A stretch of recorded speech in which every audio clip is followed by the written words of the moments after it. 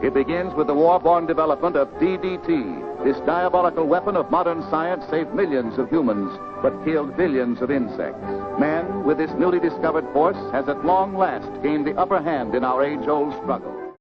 During the first half of the 1900s until its ban in 1972, governmental use of the pesticide dichlorodiphenyltrichloroethane, or DDT for short, was widespread.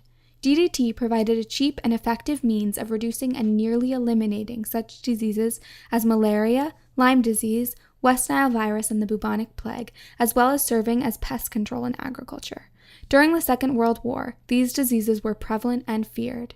DDT did indeed eliminate many cases of such diseases. It is estimated that it saved as many as 500 million lives. Rachel Carson saw a different side of this chemical.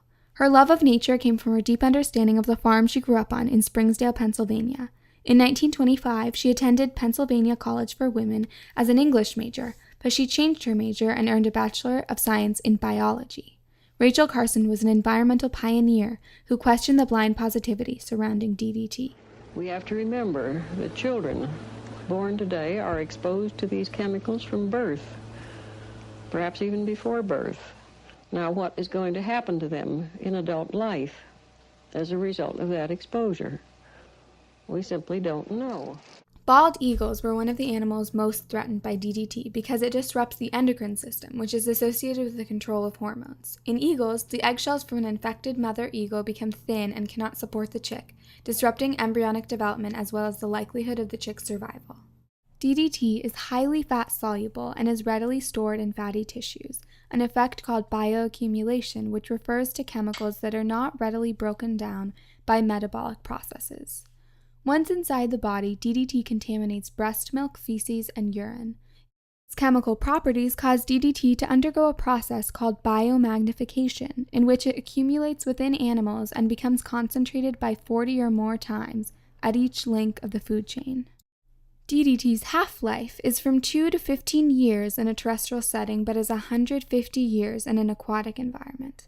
In the case of DDT, bioaccumulation prevents the breakdown of this chemical because so much of it is present within organisms, rather than soil or water alone.